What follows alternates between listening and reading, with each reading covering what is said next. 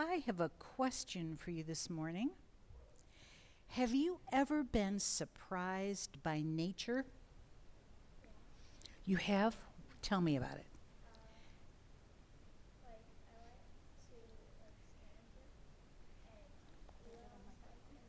Sorry. Yeah?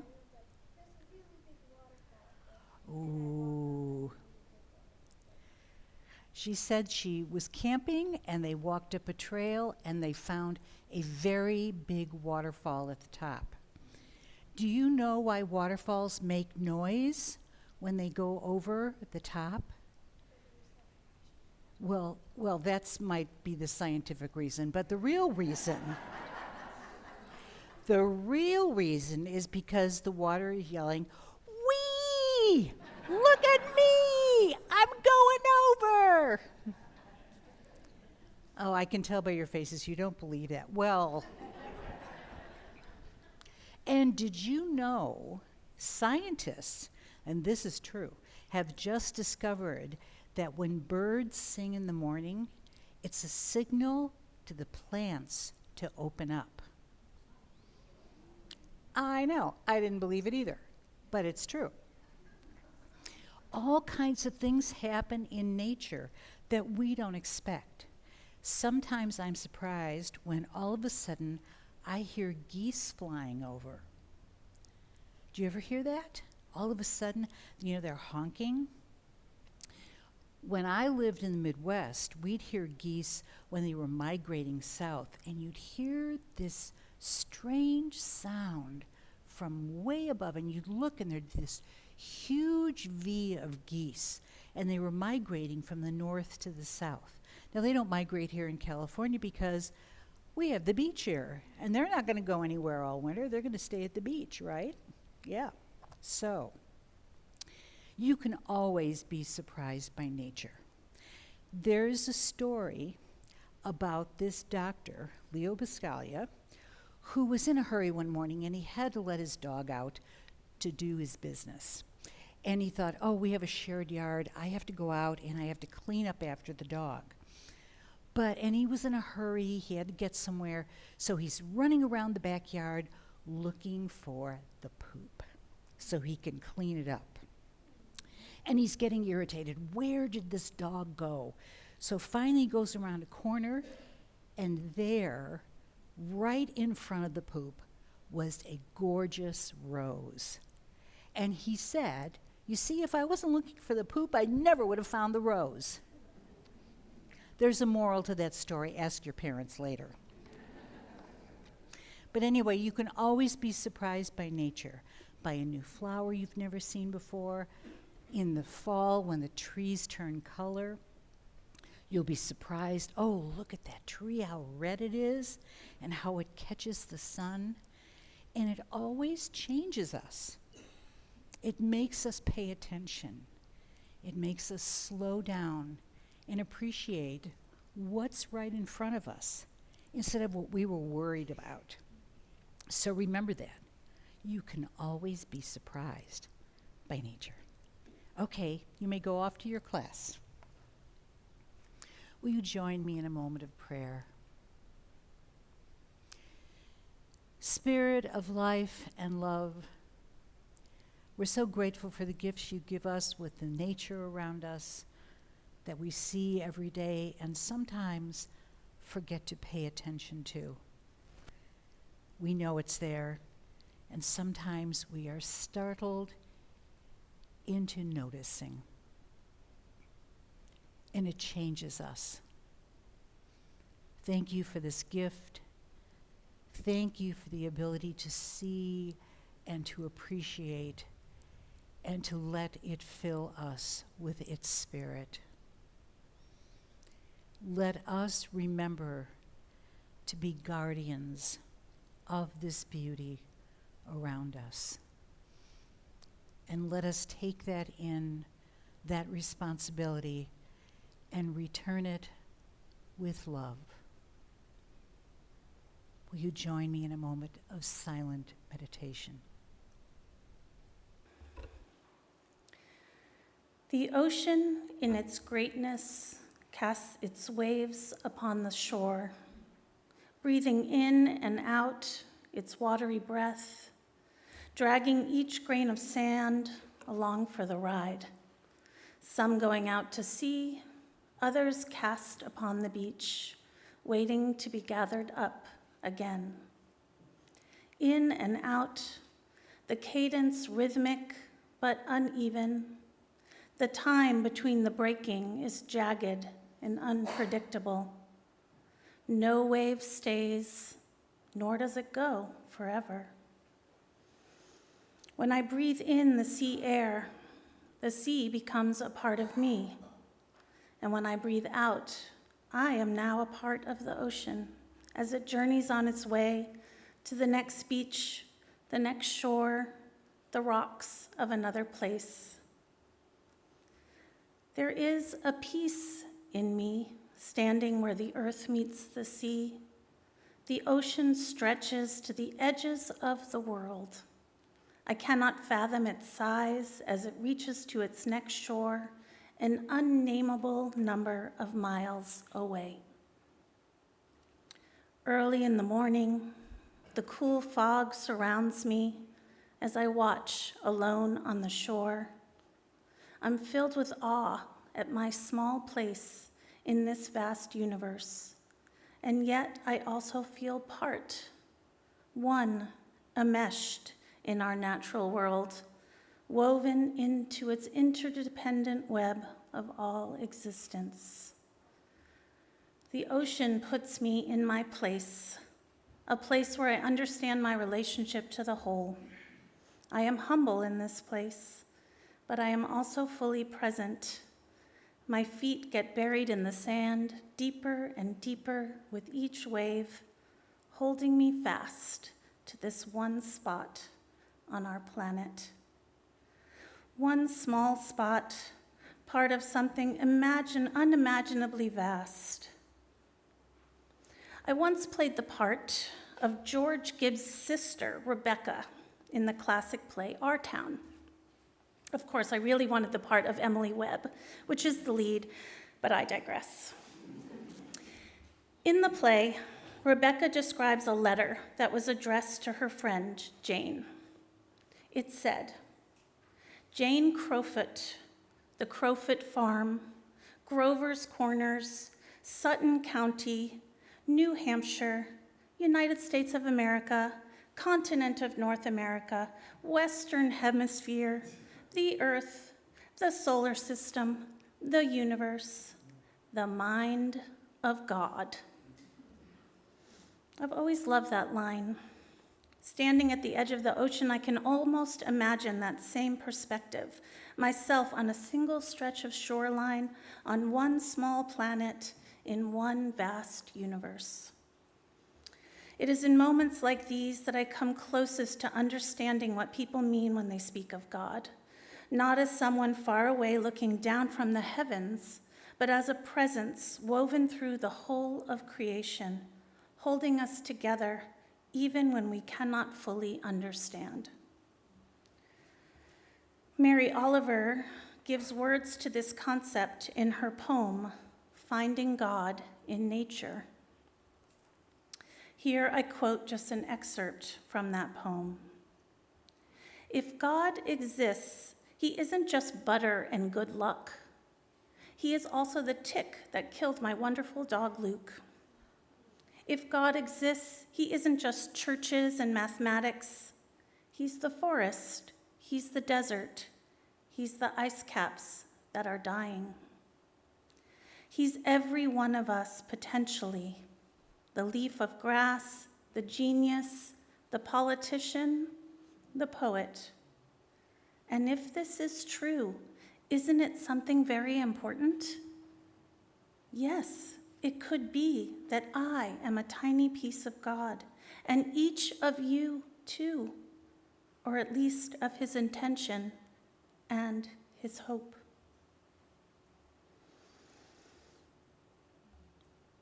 I can't say for sure that I am a tiny piece of God, but the times when I feel closest to the idea of what God might be are when I immerse myself in the awesomeness of nature and let myself feel my small part in an unimaginably large universe, connected to every living thing, held by something greater than myself. Thank you. A year after my husband died, I took the seminary course Call of the Wild, Nature and American Religion. The syllabus description stated that, quote, "In this course, we examine the natural world and its relationship to American religion through a selection of memoirs and autobiographies that take us to a variety of locations and periods. We will explore, among other places, around the woods around Walden Pond and Tinker Creek, the panhandle of Florida in the late 1930s, and the streets of Detroit. In particular, we attend to race, gender, and class, and the politics of writing about nature and religion. We will also consider the connections between nature, Unitarian Universalist history, and the environmental movement," end quote. I was intrigued. In my grief, I'd not felt a connection to much of anything, and it was seminary and my classmates who brought me back to life again. We started by reading Walden Pond. Well, of course we did. We Unitarians claim Thoreau as one of our own, although his connection to our faith was more of a direct one through his friendship with Ralph Waldo Emerson, a Unitarian minister. He really hung out more with the other transcendentalists, Alcott, Fuller, and Hawthorne. We read so many authors that connected us deeply with nature. Robin Wall Kimmerer with Braiding Sweetgrass, Annie Dillard, Pilgrim at Tinker Creek, Grace Lee Boggs, Living for Change, Zora Neale Thurston, Dust Tracks on the Road, and Tornado God by Peter Thewson. And this doesn't even cover the myriad articles we also read, which helped us springboard into the 4 reflection papers we wrote. We were to examine our relationship to nature and how that was influenced by where we grew up and our family's connection to it. We would recall a time that we had an encounter with nature, one that filled us with surprise, terror, or the sacred. And lastly, how does race, class, and the environment come together where you live, and how is nature upheld or impacted by the people who live there? Our final project was called the Unessay Project. It was to talk about our renewed relationship to nature and how it's impacted our lives. Some of my classmates made videos, some wrote poetry or songs. I began to realize how nature had been the foundation and framing of my relationship with my husband and our marriage. I produced a PowerPoint with photos and prose that allowed me to examine our life together and to help me excavate the precious parts of it. What follows is part of a very personal remembrance of how we came together. There are some stories I've removed here because they're kind of vulnerable, and I wasn't sure I was ready to share those. Here I begin. There is so much of who you were together that defined your individual life that you cannot now look at a lovely hilltop ridgeline without thinking of him, or the first time you looked at this scenery together where it caught in your throat and made you grab for his hand to let him know that, yes, you felt it too. What do you do when your husband dies?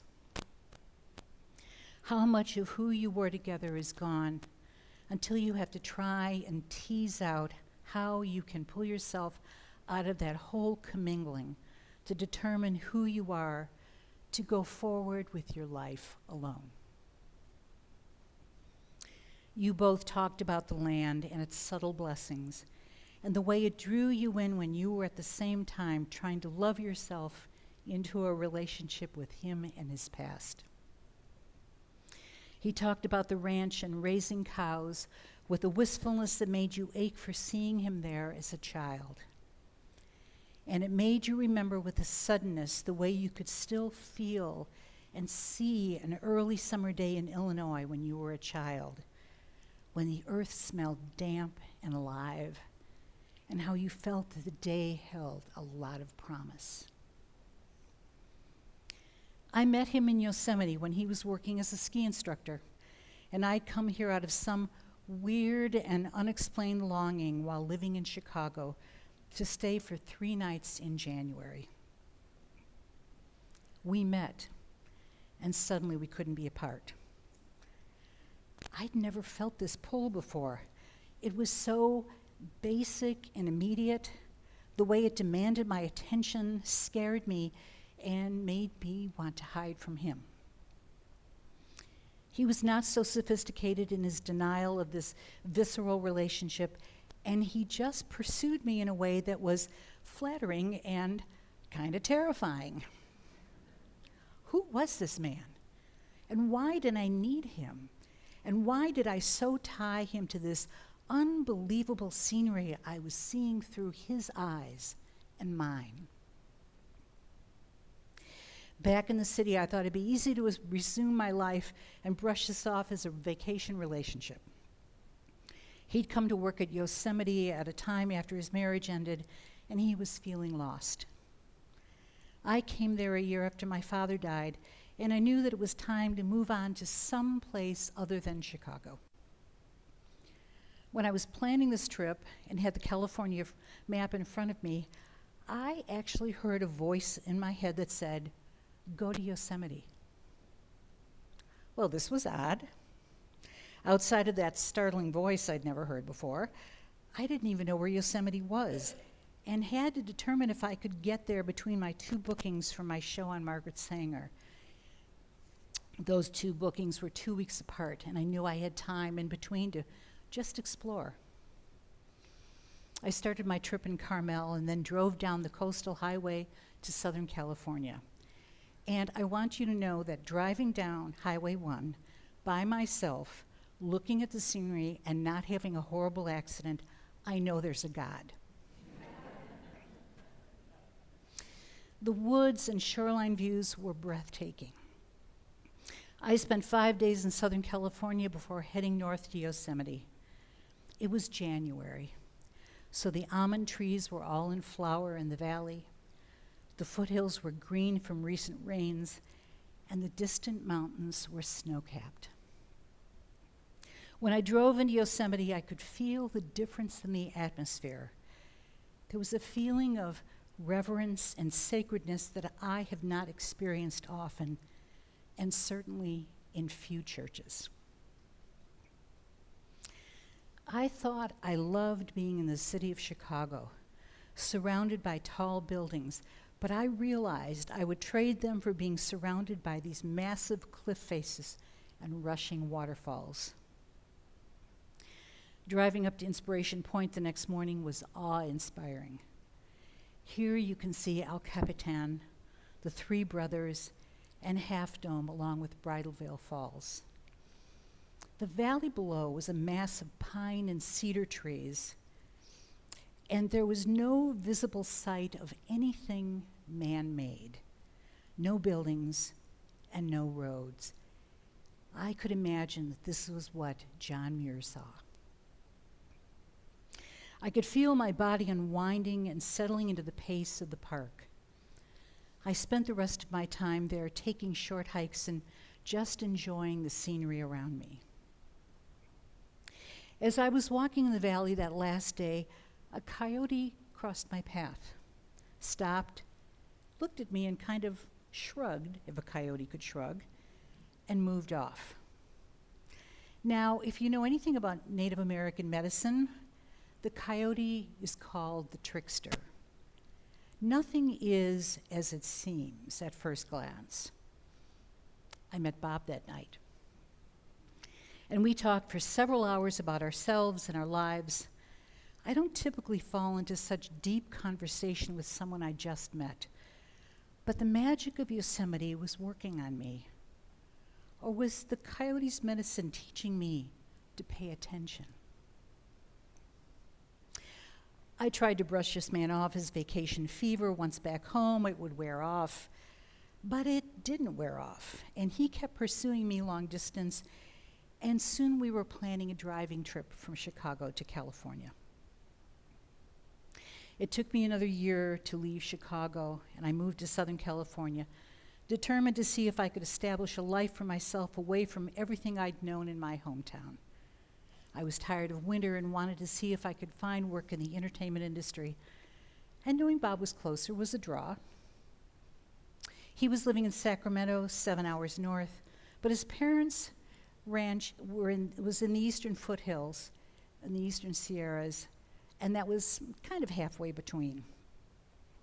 I was working Tuesday through Friday, and I left work on Friday to spend a 3-day weekend with him and his family twice a month. We typically would spend all day Saturday and Sunday in Yosemite, getting to know each other and learning what was important in our lives. To make this exploration of our relationship in the sacred Yosemite Valley was such a gift. It proved to be a good place for us, one that we returned to again and again before and during our marriage. When we first moved in together, he moved south to Southern California from Sacramento to be with me. He did so reluctantly, as he disliked the southern part of the state, but moved there because he needed to see if there was to be a life with me. I didn't understand why this would be so difficult for him until I lived in Northern California, years later. The two parts of the state were very different culturally, and the southern part of the state, with its large population, busy traffic, and high energy, ground on him relentlessly. And as a man with PTSD, combat PTSD, that kind of energy is really destroying. Having grown up on a ranch and living so close to the land, he never felt comfortable in Southern California.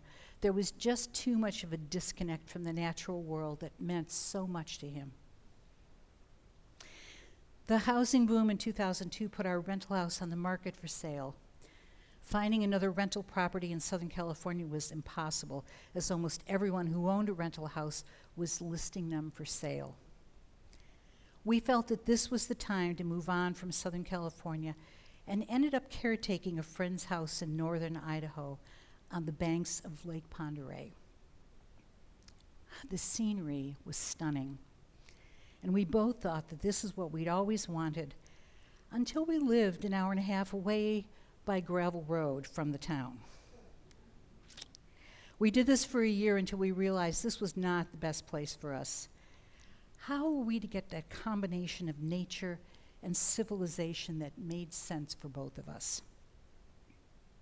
We finally ended up in Napa, with a stop in Reno in between, living in rented space on a ridgeline above the town. From our house, you could see the coastal range to the west, the wetlands that bordered San Pablo Bay, and the city of San Francisco on a clear day. All through our marriage, when we started to feel disconnected from each other, we would head out to the beach for the weekend or back up to the ranch in Yosemite for renewal. During the summers at his parents', we would sleep out on the deck and watch the shooting stars at night and the deer feeding on the hill right at the end of the deck in the morning. Bob and I loved the beach and the mountains so much. We would take off for the day whenever life felt too stressful. After one particularly bad week, he surprised me with a trip to Bodega Bay for the weekend, and we ended up making plans to move back to California when we got back. We always seemed to come home with clearer heads and a sense of direction after a day or a weekend away in nature. He taught me so much on how to hike and camp, how to leave no footprint, and most of all, how to relax and let go.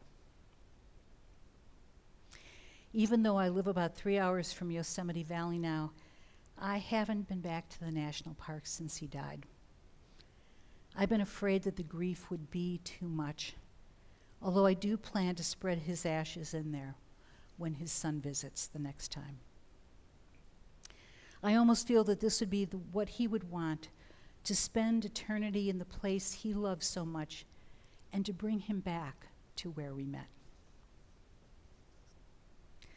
What do you do when your husband dies? How much of who you were together is gone until you have to try and tease out how you can pull yourself out of that whole commingling to determine who you are and to go forward with your life alone? I asked this question at the beginning, and now since I'm at the end, I'm not sure how I tease out who I am without him, even 7 years later. I'm not sure I can, or that I want to. Who we became together is all wrapped up in how I see the world and our love and our place in nature. This course came at just the right time for me. It gave me a place to examine my relationship with him through nature, and I don't think I would have had that otherwise. It gave me a deeper appreciation for what grounded us and gave our relationship more meaning. Nature is all around and through us. How is your relationship with it? I encourage you to find that connection if you don't already have it, and read some of these authors who can open new vistas for you with their own experiences in nature. I'm so grateful for the way our life unfolded. Nature was the third person in our life. And wasn't that glorious? To the glory of life.